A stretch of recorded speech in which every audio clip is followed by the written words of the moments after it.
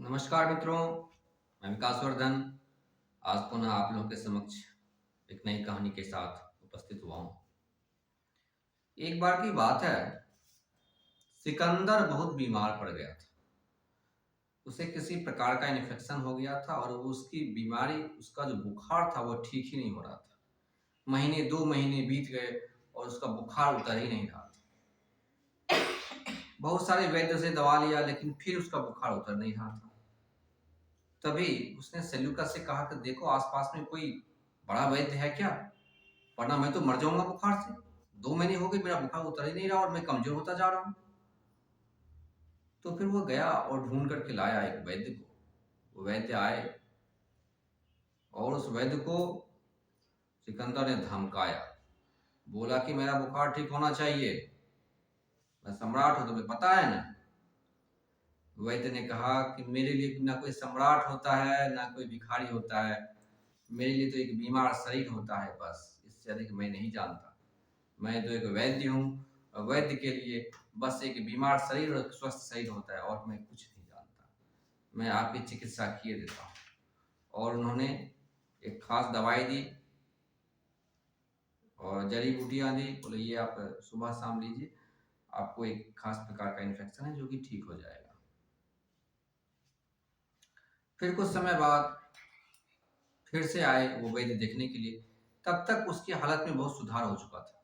बोला कि मैं अब काफ़ी अच्छा महसूस कर रहा हूँ और बताइए मैं आपके लिए क्या कर सकता हूँ, आपने मुझे स्वस्थ किया। उन्होंने कहा कि नहीं, मुझे कुछ नहीं चाहिए, मैं तो अब जा रहा हूँ अपने शिष्यों को अंतिम उपदेश देने के लिए। इसके बाद मैं इस शरीर का त्याग कर दूंगा, मुझे अब और नहीं जीना, हमारी जीवन यात्रा पूरी हो गई। जो मुझे करना था वो मैंने कर लिया, जो मुझे पाना था इस दुनिया में वो मैंने पा लिया, अब मुझे कुछ भी नहीं चाहिए।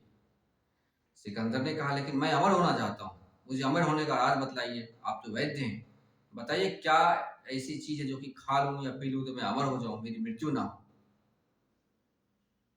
तो उस वैद्य ने कहा कि यहां से उत्तर दिशा में 60 कोस दूर जाने पर एक पहाड़ी मिलेगी। उस पहाड़ी के पास एक बहुत 100 सीढ़ियों वाला एक स्थान है, वहां से 100 सीढ़ी नीचे जाएंगे तो आपको एक तालाब मिलेगा, उस तालाब का पानी पी लीजिएगा जाकर के, तो आप अमर हो जाओगे। सिकंदर ने कहा ठीक है। अगले ही दिन सिकंदर उस वैद्य के द्वारा बताए गए स्थान पर पहुंचा। जब वहां पहुंचा, वहां पहुंचते ही एक कौवा आया और बोला कि ठहरो सिकंदर ठहरो, तुम ये क्या अनर्थ करने जा रहे हो।